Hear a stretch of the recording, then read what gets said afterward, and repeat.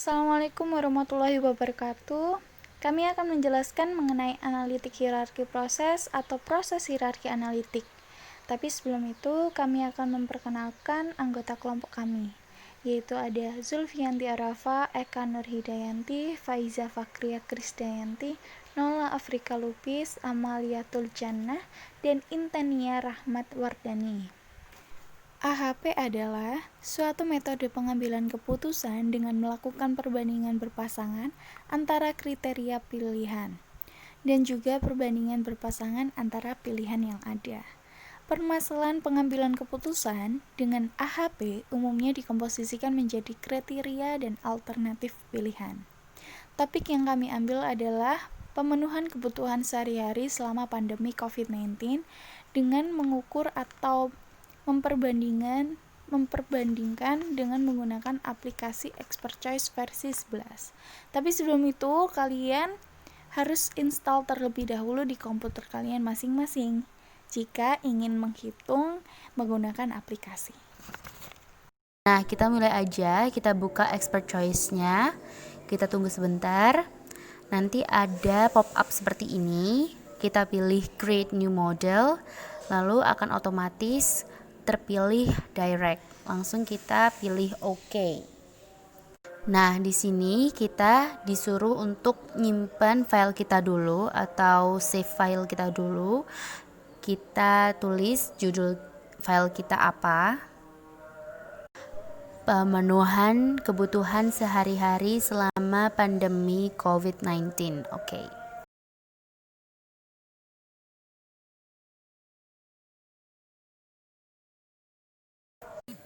Nah, nanti bakalan ada pop-up goal description. Nanti kita tulis description goal untuk file kita ini tuh apa.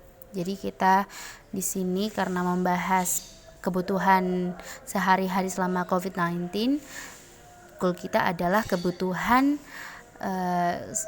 sehari-hari selama pandemi COVID-19 ini terpenuhi. Jadi kita tulis dulu.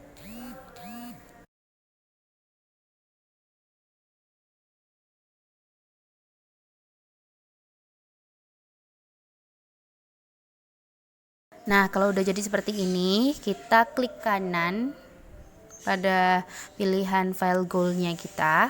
Kita pilih Insert Child of Current Node. Nah, karena seperti ini artinya file ini diisi aspek-aspek yang akan kita tambahkan. Nah, kita pertama tambahkan pendapatan. Karena memang pendapatan itu penting ya selama pandemi. Nah, yang kedua adalah stok barang. Stok barang di sini adalah stok barang kebutuhan sehari-hari ya.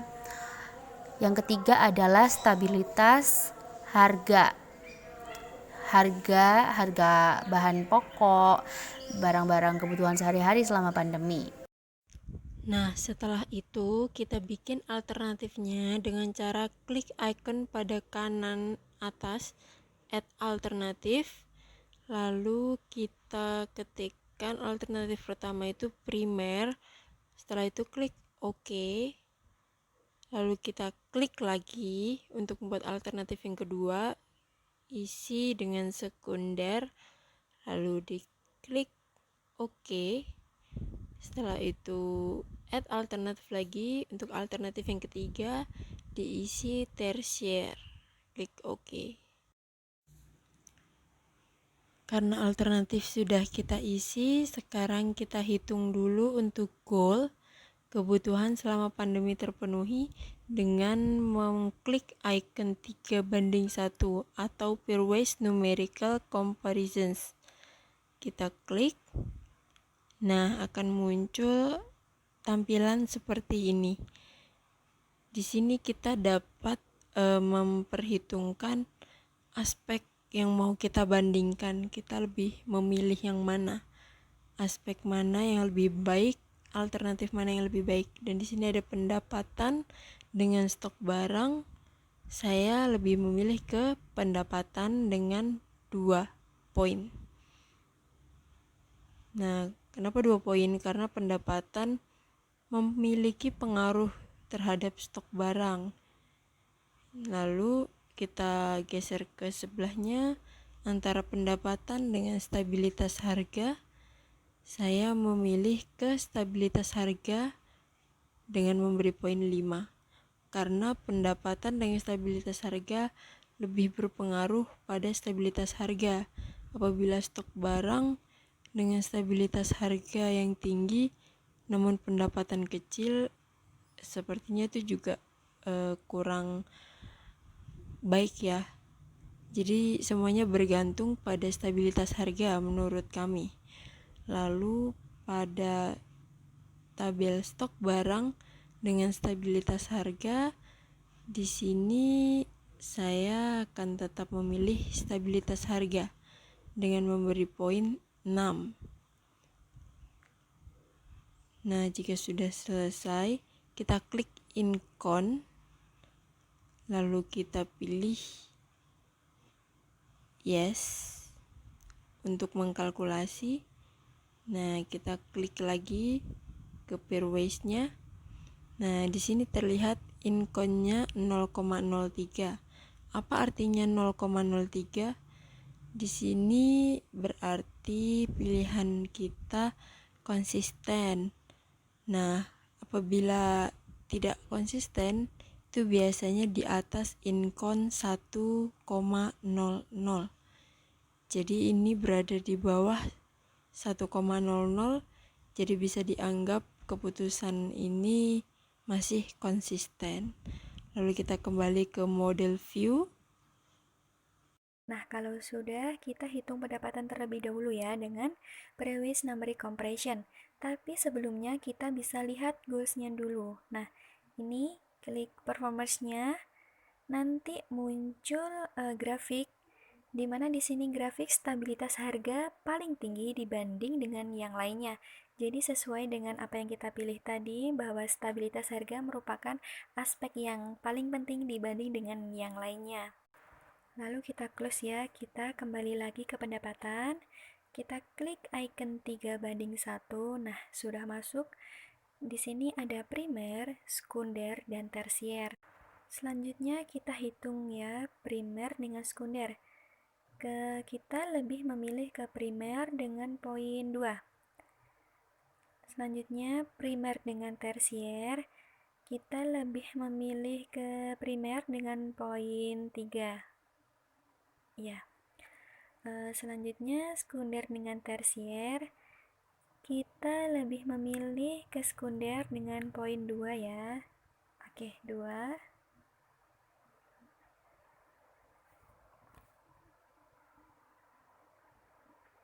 Nah, kalau sudah kita klik inconnya, kita yes. Oke, di sini inconnya menunjukkan 0,01. Jadi pilihan kita masih konsisten ya. Selanjutnya kita klik model view lagi, lalu kita klik stok barang, dan kita klik 3:1 atau pairwise. Nah, di sini antara primer dengan sekunder, saya lebih memilih sekunder dengan memberikan poin 5. Lalu pada primer dengan tersier, saya lebih memilih ke tersier dengan memberikan poin 7. Setelah itu, pada perbandingan sekunder dengan tersier, saya juga lebih memilih tersier dengan memberikan poin 3. Lalu kita klik incon dan kita klik yes. Nah, di situ terlihat inconnya 0,6. Kita klik model view lagi, kita klik stabilitas harga, lalu kita klik icon 3:1. Ini ya, seperti tadi, pada stabilitas harga, saya memilih antara sekunder dan primer. Itu sekundernya 5, dan kita panah pakai keyboard. Kita pilih nomor 4 untuk tersiernya.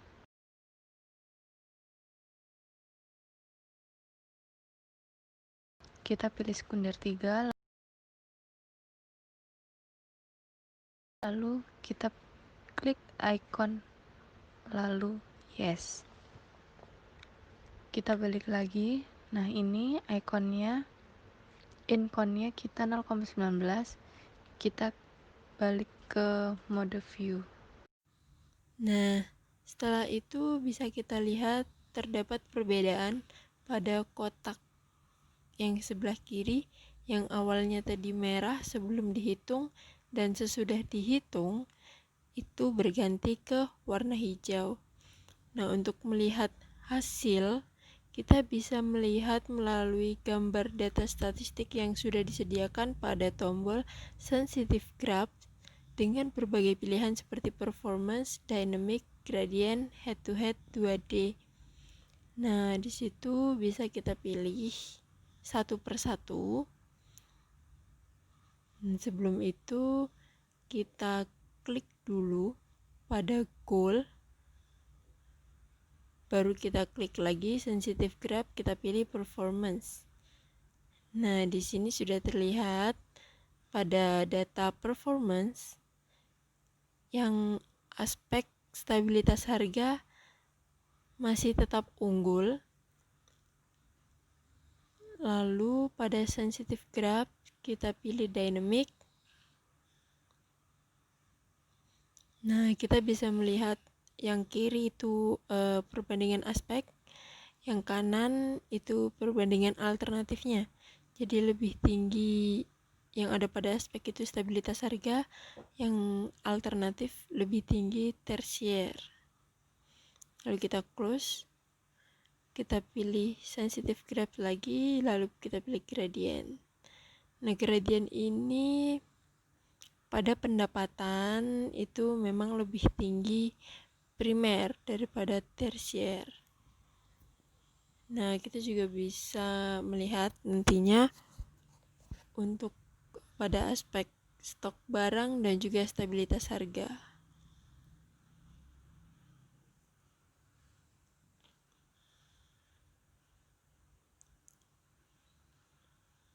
Lalu kita close dan kita klik lagi sensitive graph dengan head to head. Nah, di sini ada perbedaan antara primer dengan sekunder. Nah, yang lebih tinggi stabilitas harga dengan alternatif sekunder itu yang paling mengungguli.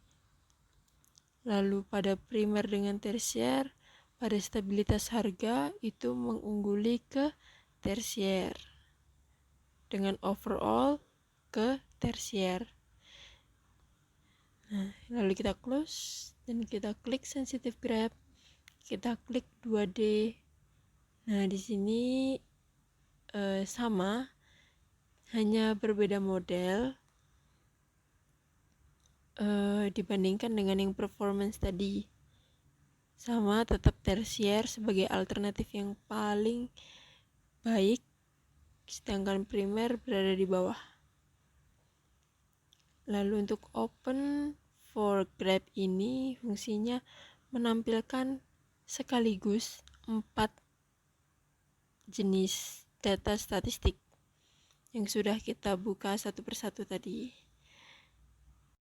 Nah, sekian dari video kami. Terima kasih sudah menonton. Jangan lupa subscribe, like, dan komen. Wassalamualaikum warahmatullahi wabarakatuh.